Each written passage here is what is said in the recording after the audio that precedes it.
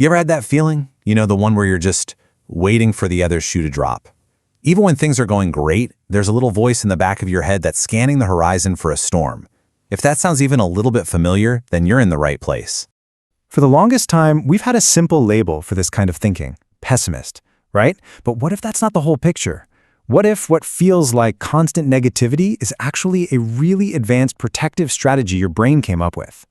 I mean, if you're the kind of person who always plans for the worst, you've probably been called a downer or a worrywart. People have probably told you to just be more positive, and that can be so frustrating because in your mind, you're not being negative. You're just trying to be realistic. You're trying to be prepared. Yeah, it's like this. It's not that you want bad things to happen, of course not. It's just that your mind is constantly running drills, right? It's identifying every potential pitfall and mapping out escape routes for scenarios that haven't even happened. Honestly, it's an exhausting full-time job. Okay, but here's the big shift in thinking that comes from psychology. This tendency to expect the worst, it isn't some character flaw. It's a function. It's actually an adaptive mechanism that your brain has built for a very, very specific reason, to keep you safe. So let's just look at how different this perspective really is. What we call pessimism, psychology might see as adaptive anxiety. What we see as just a negative outlook is actually a pretty sophisticated form of threat forecasting. And what can really feel like a flaw in your personality is, in a lot of cases, a finely honed survival skill. So there's actually a technical term for this, anticipatory anxiety.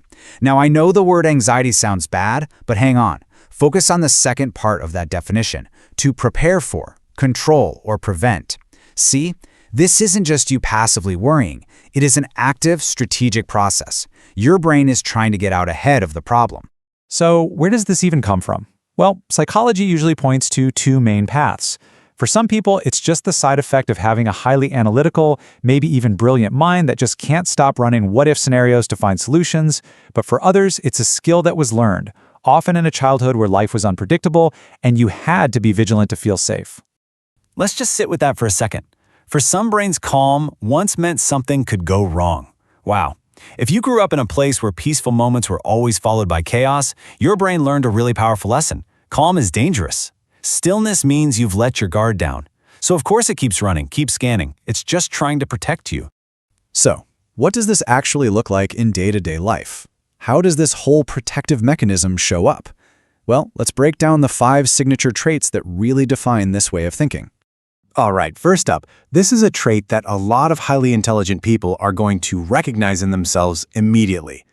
It's called constant mental simulation. I love this idea that your brain is like a beta tester for life. It runs every possible negative outcome, not to torture you, but to find the bugs in the system before they can crash everything. It's an active, relentless process of troubleshooting the future. So remember, this isn't pessimism, it's preemptive problem solving. Okay, trait number 2. This one is often developed as a very real survival tool. Hypervigilance to threats. This is that superpower of walking into a room and just feeling that the energy is off. You're the person who notices that tiny shift in someone's tone of voice or the slight tension in their shoulders. It's this constant low-level scanning of your environment, a skill often learned to anticipate conflict or instability way before anyone else sees it coming. And now for our third trait, which can feel really strange and counterintuitive. It's an inability to trust calm. And this goes right back to that quote we just talked about. If your brain learned that calm is just the quiet before the storm, then peace itself starts to feel like a threat. You get restless and anxious when things are going too well because your internal alarm system is just screaming at you, hey, this is temporary, don't get comfortable, stay alert.